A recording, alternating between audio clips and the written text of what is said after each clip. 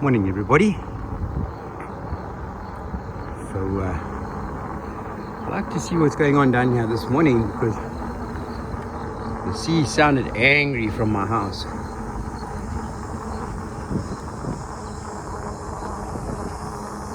gonna go and have a look. You can see the water here at the boardwalk, right up against the banks here. I'll give you the view of my road in the mornings. A little quieter than most. Luckily no taxis.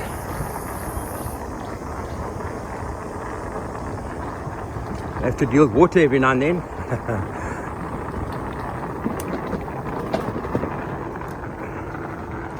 This is the dip where it started. But you can see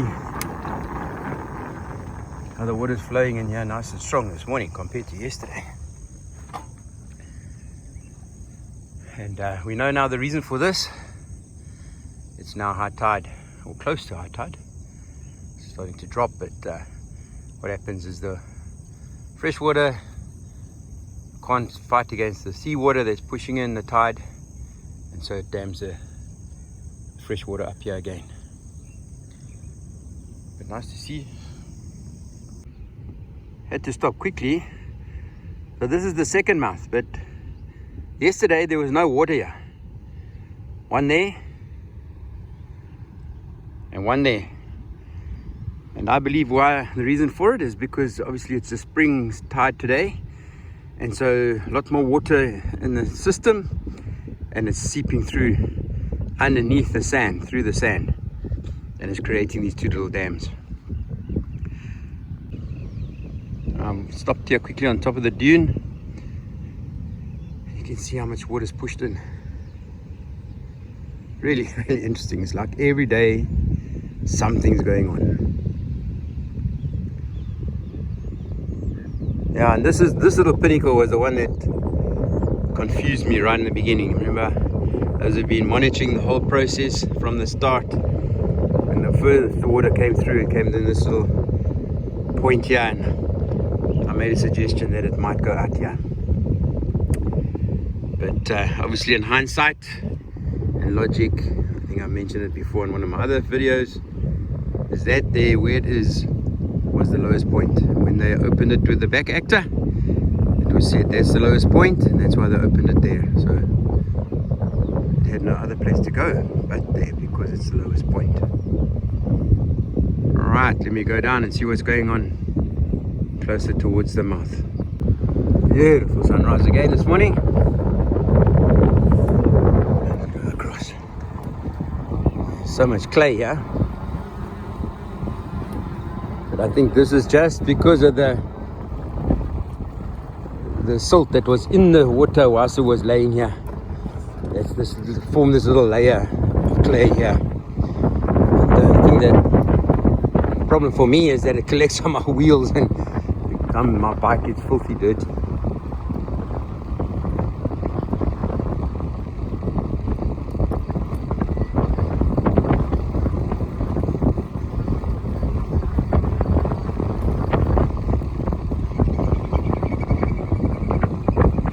Okay, once again folks, the wind is cranking. You can see obviously the tide is subsiding. I think it was at 4 this morning, so but here's a high water mark. You can see the water here compared to yesterday. This was all bone dry. So lots of seawater flowing in now, which is a good thing, and now it should be. I'm not sure how far up the system towards the bridge the saltwater gets. Maybe I'm trying to find that out today, but let me stop here quickly. And there's our other marker that we've been using a lot, and you can see this morning it's underwater, whereas yesterday's footage, I think I did this, doing so many videos of late, I was standing on the other side. You can see there's even waves breaking inside the system. And obviously the wider the mouth gets, the better those waves become. I must say the smell is not as bad as it was yesterday, and that might also be because a lot of the stuff is washing out to sea as well.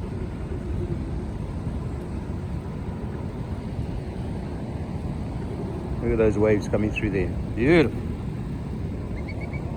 But the sea is angry this morning. I think the energy is quite high. We were standing on that bank in front there, not today though, as the water's washing over the top here. So it'll also be pushing all this debris higher and higher up the beach.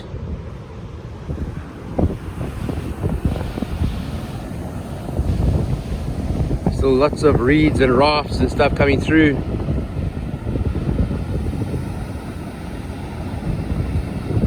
Yesterday there was still raining in Vryheid, so still lots and lots and lots and lots and lots and lots of water coming. And I think this is one of the major differences between this breach and the ones before, is that the water coming out of the Amphalosi was a lot shorter. In other words, it only like 2 days or 3 days, where this is going to be possibly a week, and which helps with the scouring and digging and just makes it hopefully more effective. Lots of people are asking, how long is it going to last? I don't know. My favorite saying, a lot of people actually say to me, what do you always say, Jeff? Only time will tell. Because that's the truth. There's a wave that's just pushed in here.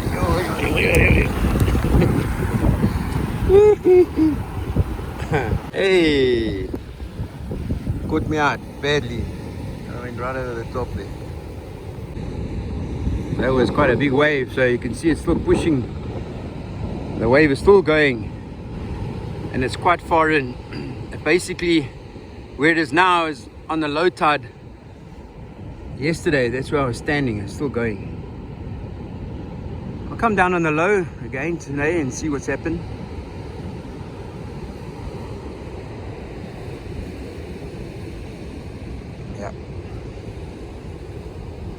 Yeah, it's pretty all exciting, eh? So I've come up to the top here. My reason is I want to show you the color line. Hopefully you're going to see it on the video. But basically off the point of that bank across there, you can see the clean water, and the waves are angry, high energy today, and the line goes out like that. You can see the clean and the brown.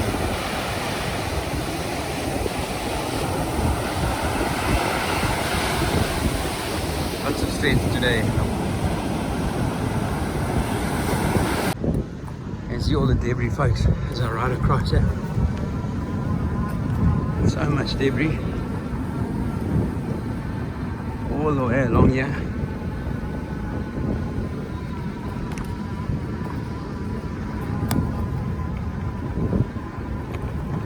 Looks like otherwise he's going in search of a spot, but tell you what, there's so much reed up there. I'm not sure whether they'll find a spot. The sea is angry this morning. From a personal point of view, I don't think this boat will launch today. It's my gut feel. Not today. So here we have Wave Dancer coming in. Be the first boat to launch out of the mouth by the looks of things. Sea is a bit angry, but obviously time will tell. Alright, let the show begin.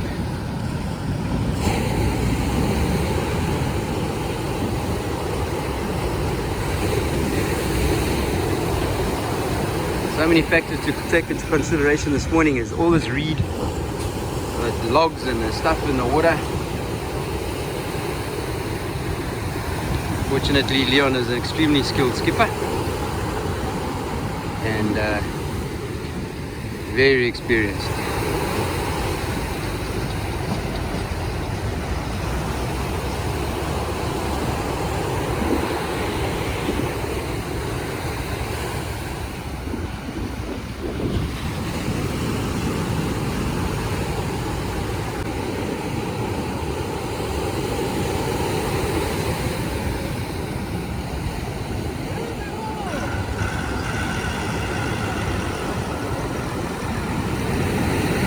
Showtime. Showtime.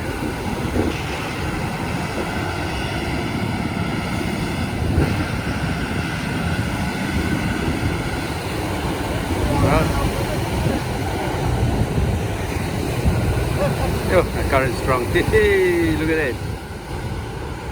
Drag that boat straight away.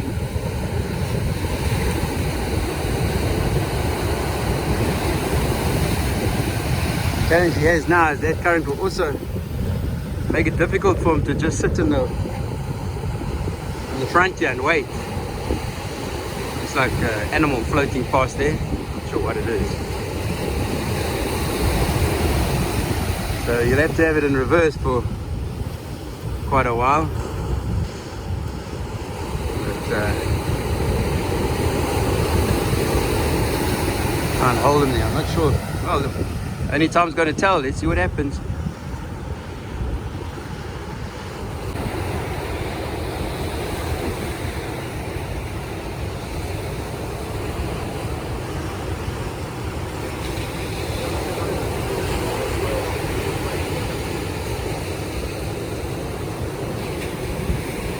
So hopefully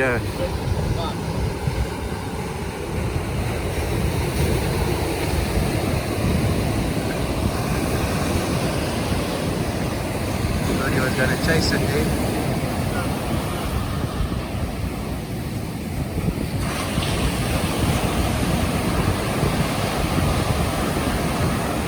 And the washing machine right there. Fortunately, the big boat.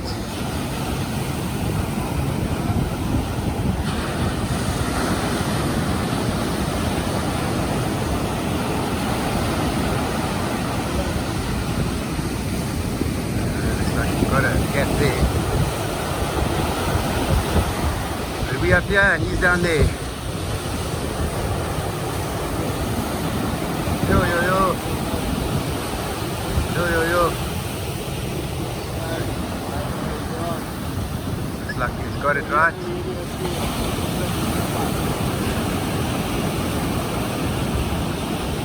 That's it, well done young man.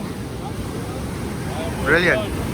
First boat out after the mouth opened, launching out of the mouth. And I'm told that saying it's about 5 meters deep. So my guesstimate was kind of right yesterday. But well done, Leon.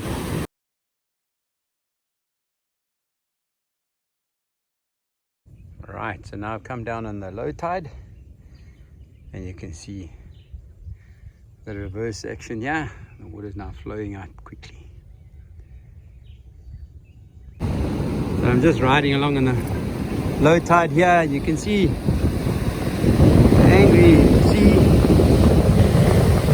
and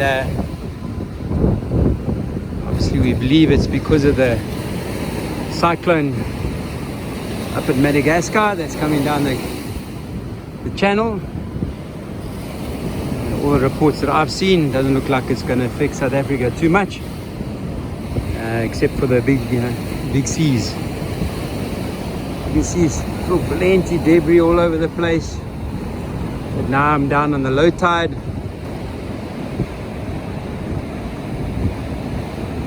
So as I ride along, many people have been asking me, why do I think there's so many barbel that have died that are rotten? In other words, that the people can't eat.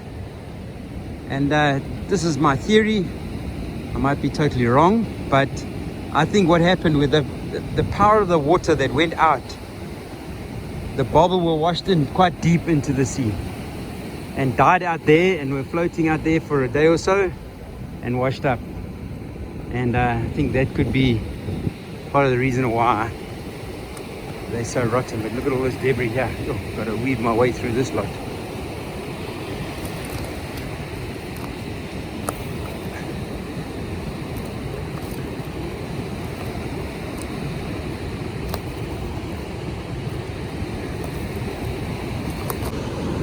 The locals are still collecting fish. I don't think there's as much as there used to be. But here you can see the rapids. Obviously there, yeah, it's nice and shallow, but also the fresh water colliding with the sea was in the washing machine. I caught it this morning when Wave Dancer launched.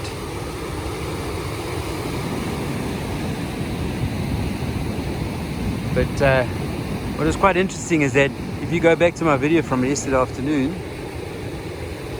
I guesstimated the height from the chap walking on the side of the water's edge, to the pole at about 2 meters, maybe 3. And I guesstimated the depth of the water at about 1.5. And as I understand it, Leon on Wave Dancer this morning used the sounder and said it was about 5 meters. So we were pretty close. But it's interesting to see the chocolatey, dark brown water on the other side there, compared to this water here. So folks, here's something very interesting. On the day at 10 a.m. when the mouth breached at the bridge, it was 2.9. Today at 10 o'clock on the low tide, the spring low, it was 1.7. So now we're getting a tidal surge all the way up to the bridge, which I find extremely interesting. This drop off is, you can see how it's breaking away there, it's quite steep.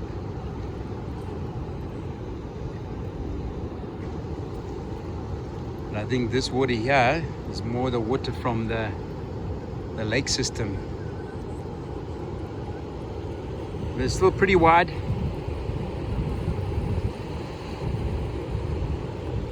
Amazing to see this. So this whole area this morning was underwater with the full tide.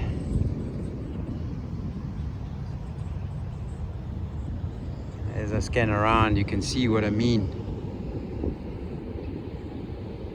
about the two different colored waters, and I was correct. The Ampelosi one is a lot darker than the one coming out of the lake. Well, the tern's roosting. Sorry guys.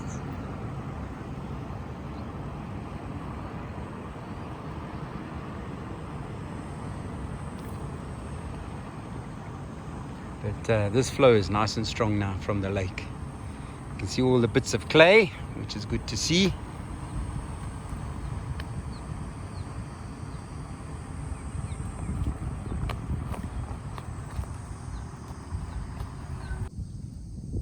Yeah, so the last time we discussed this clay,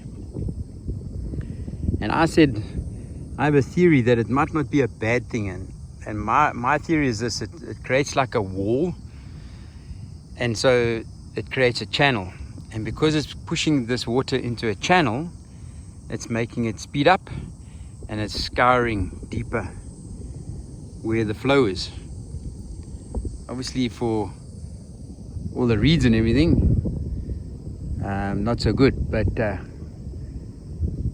view from the ski boat club is not so nice because of all the reeds, but it is scouring the mouth open.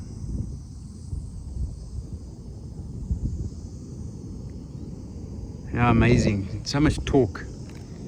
People are also talking about the cyclone, talking about the water temperature. I was chatting to somebody who was up Cozy Bay. The water temperature in the lakes was 29 degrees. And then another chap said to me he measured 30 degrees. So apparently the average water temperature of the sea has been 2 degrees higher than last year.